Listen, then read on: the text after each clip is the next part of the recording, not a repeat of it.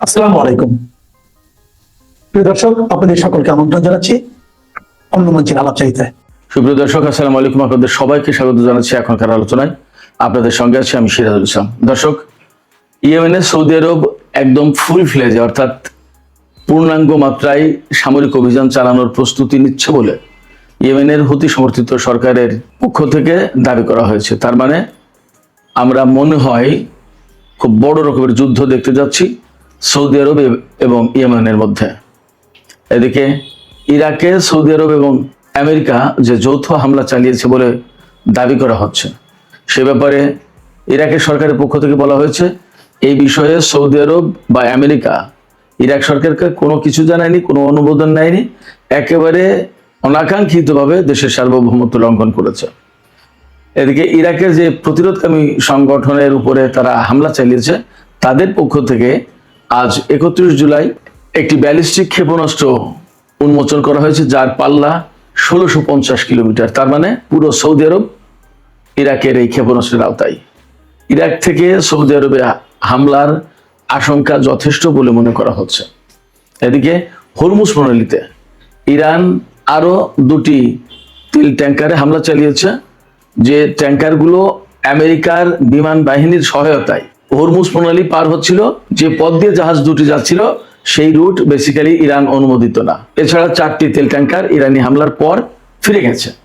ইসরায়েলের প্রধানমন্ত্রী Benjamin Netanyahu অভিযোগ করেছেন নিউ ইয়র্কের মেয়র জোহরান মামদানি তিনি নাকি হামাস, হিজবুল্লাহ এবং ইরানকে পৃষ্ঠপোষকতা দেন। আর একটা খবরের হেডলাইন বলে আমি বিস্তারিত আলোচনায় চলে যাই।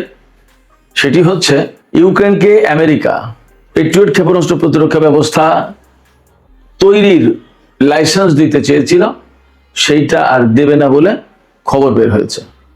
তো সুপ্রিয় দর্শক, আমি এতক্ষণ যে বিষয়গুলো বললাম এই বিষয়গুলো নিয়েই বিস্তারিত আলোচনা করার চেষ্টা করব। আশা করি আলোচনা ভালো লাগবে।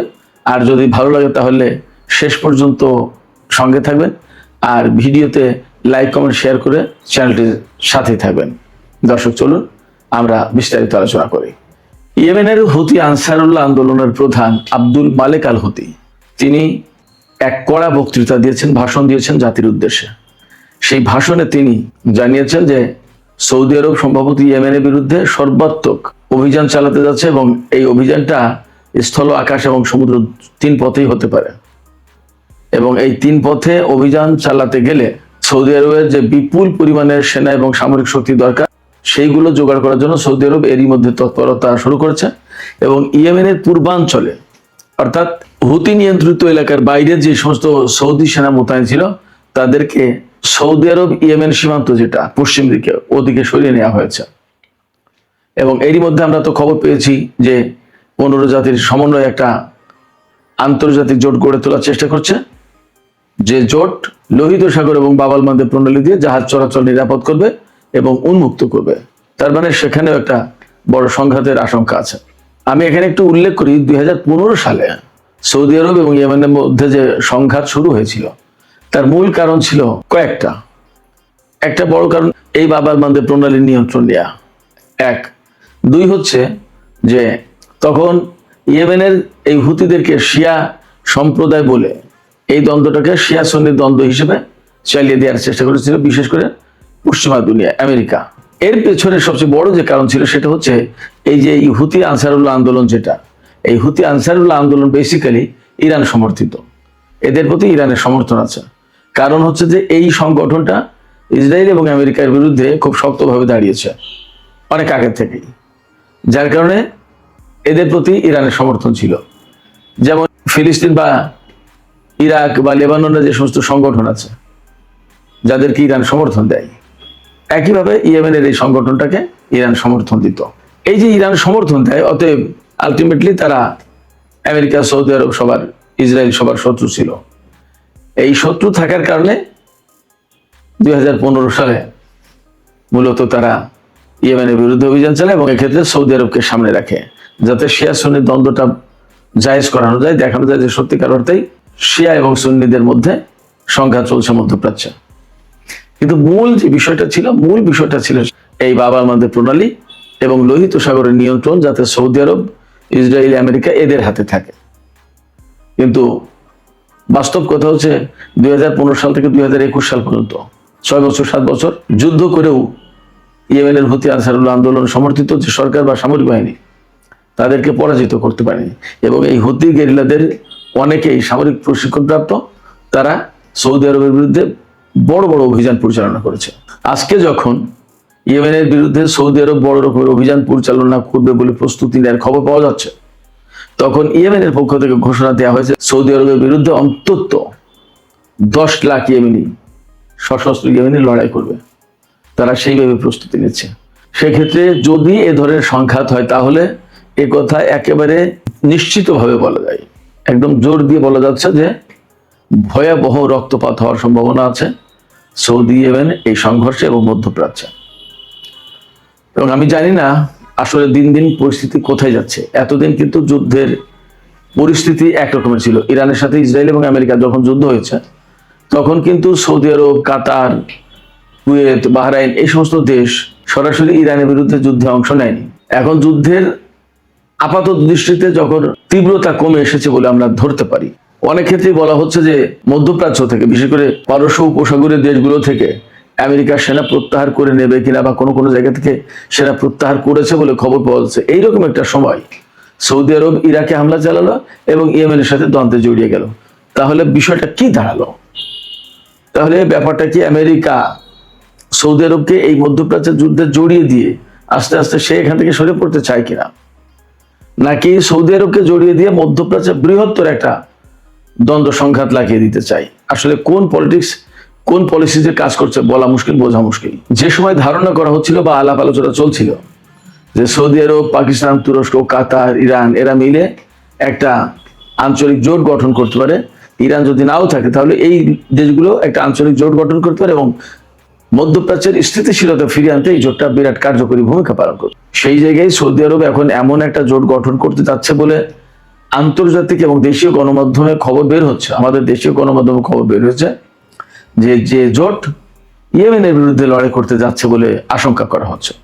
এটা যদি হয় তাহলে একেবারে মুসলিম বিশ্ব, মিডল ইস্ট, মুসলিম মিল্লাত একেবারে ধ্বংস হয়ে যাবে, মারাত্মক রকমের ক্ষতিগ্রস্ত হবে।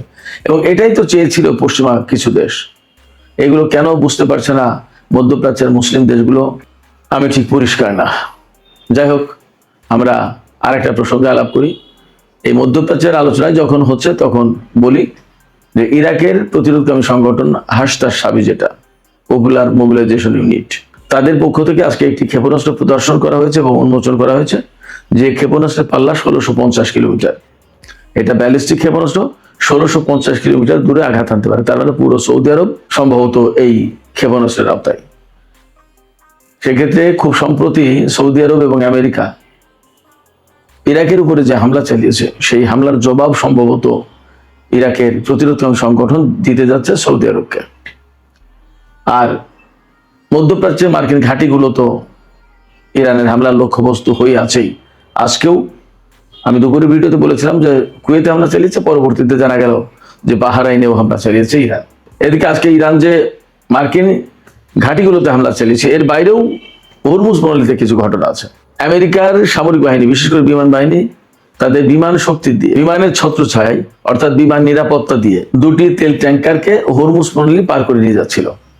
মূলত এই 2টি জাহাজ ওই ওমান উপকূল দিয়ে নিয়ে যাওয়ার চেষ্টা করছিল, যেটা ইরান থেকে দূরে। আর ইরান দেখিয়ে দিয়েছে যে জাহাজ চলাচল যা করবে, তাদের যে নির্দেশিত পথ, তারা যে দেখিয়ে দিয়েছে যে এই রুটে যাবে, এই রুটে যাবে, সেই রুটে যায়নি। তার মানে আমেরিকা তাদের শক্তি প্রয়োগ করে জাহাজ 2টি নিয়ে যাচ্ছিল। কিন্তু ইরান 2টো জাহাজে হামলা চালিয়েছে। হামলা চালালে ওখানেই অচল হয়ে বা দাঁড়িয়ে আছে জাহাজ 2টো। আর 4টি জাহাজ তার পেছনে ছিল, সেই 4টি জাহাজ, ওই 4টি জাহাজ ফিরে গেছে। তার মানে আমেরিকা আজকেও অর্থাৎ 31 জুলাই তেলবাহী জাহাজ পার করতে পারলো না হরমুজ প্রণালী। শুধু তাই না দর্শক, আমি আপনাদেরকে আর একটা কথা বলি। হরমুজ প্রণালী সেই 40 দিনের যুদ্ধের সময় যখন থেকে আটকে দিয়েছে ইরান, অর্থাৎ মার্কিন বাহিনীর এখানে প্রবেশ নিষেধ, এরপর থেকে একদিনের জন্য আমেরিকার সেনারা হরমুজ প্রণালীর ধারে কাছে যায়নি। যখনই ইরানের ক্ষেপণাস্ত্রের আওতায় চলে এসেছে তাদের কোনো যুদ্ধ জাহাজ, তখনই ওয়ার্নিং দিয়েছে, মেসেজ পাঠিয়েছে, সিগন্যাল পাঠিয়েছে, অথবা ক্ষেপণাস্ত্র বা ড্রোন হামলা চালিয়ে তাড়িয়ে দিয়েছে। ভয় দেখিয়েছে ইরান, তারা চলে গেছে। তো হরমুজ প্রণালী অ্যাকচুয়ালি আমেরিকা যে খুলতে পারলো না, এটা পরিষ্কার। এদিকে মিডল ইস্ট ইরান কেন্দ্রিক আরেকটা খবর আছে আমেরিকার। মার্কিন প্রেসিডেন্ট ডোনাল্ড ট্রাম্প ক্যাম্প ডেভিডে তার মন্ত্রী সভার সব সদস্যের সঙ্গে বৈঠকে বসেছেন। এই কিছুক্ষণ আগের খবর। এই ক্যাম্প ডেভিডে সাধারণত বড় কোনো সিদ্ধান্ত হতে গেলে মার্কিন প্রেসিডেন্ট তার মন্ত্রিসভার সদস্যদের নিয়ে বৈঠকে বসেন। আজকেও কিন্তু তাই। আজকে কিন্তু সপ্তাহের প্রায় শেষ দিন, আর একদিন আছে আমেরিকায়, শুক্রবার। আজকে বৃহস্পতিবার, একদিন পরে শুক্রবার, শনি রবি 2 দিন কিন্তু আমেরিকায় বন্ধ। এবং ইসরায়েলের প্রধানমন্ত্রী বেনিয়ামিন নেতানিয়াহু সম্প্রতি আমেরিকা সফর করেছেন এবং ধারণা করা হচ্ছে তার এই সফরের পর আমেরিকা ইসরায়েল মিলে ইরানের বিরুদ্ধে অভিযান চালাতে পারে। তো এই যে আজকের যে ক্যাম্প ডেভিডের বৈঠক, এই বৈঠকের পর মনে করা হচ্ছে কয়েকটা কারণ হতে পারে। একটা হতে পারে ইরানের বিরুদ্ধে বড় কোনো সিদ্ধান্ত নিতে যাচ্ছে, হামলা চালাতে পারে, এটা একটা। আরেকটা হতে পারে মধ্যপ্রাচ্য থেকে মার্কিন বাহিনীকে প্রত্যাহার করার ব্যাপারেও আলোচনা হতে পারে। কোনটা আমরা শিওর না, কারণ মধ্যপ্রাচ্যে আসলে আমেরিকার জন্য অনেক বেশি ব্যয়বহুল যুদ্ধ হয়ে যাচ্ছে।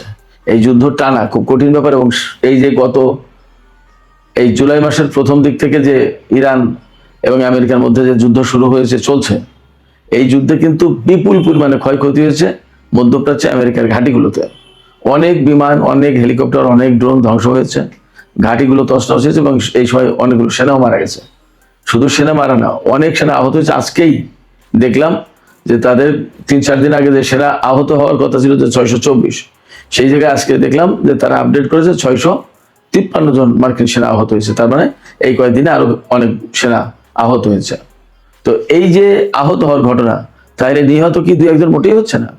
ইরান কিন্তু বলেছে গতকালকে যে তারা গতকাল জর্ডানের যে আল আজরাক বিমান ঘাঁটিতে হামলা চালিয়েছিল, সেখানে 3টি F-35 যুদ্ধ বিমান ধ্বংস হয়েছে, 3টি মারাত্মকভাবে ক্ষতিগ্রস্ত হয়েছে এবং অনেক অফিসার এবং টেকনিক্যাল অ্যান্ড মেইনটেন্যান্স পার্সোনাল হতাহত হয়েছে, আহত হয়েছে, নিহত হয়েছে।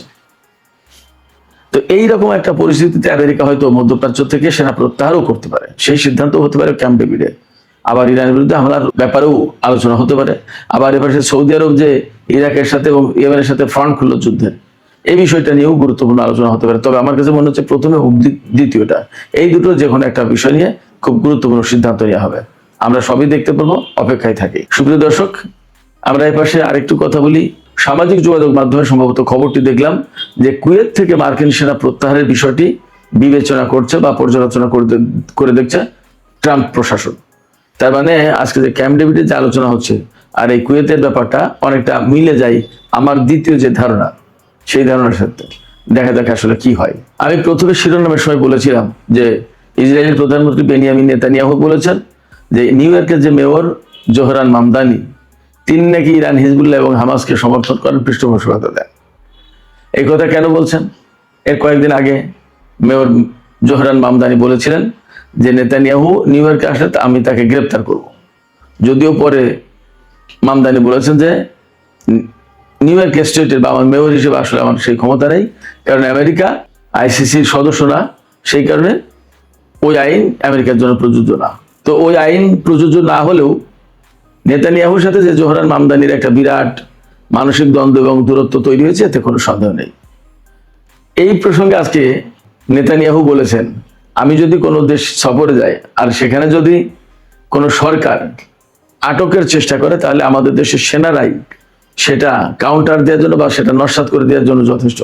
ধরুন কথার কথা, ফ্রান্সে গেল, ফ্রান্সের সেনাবাহিনী যদি নেতানিয়াহুকে আটক করার ব্যবস্থা করে বা পুলিশ, তো তাদেরকে কাউন্টার দেবে ইসরায়েলি সেনাবাহিনী।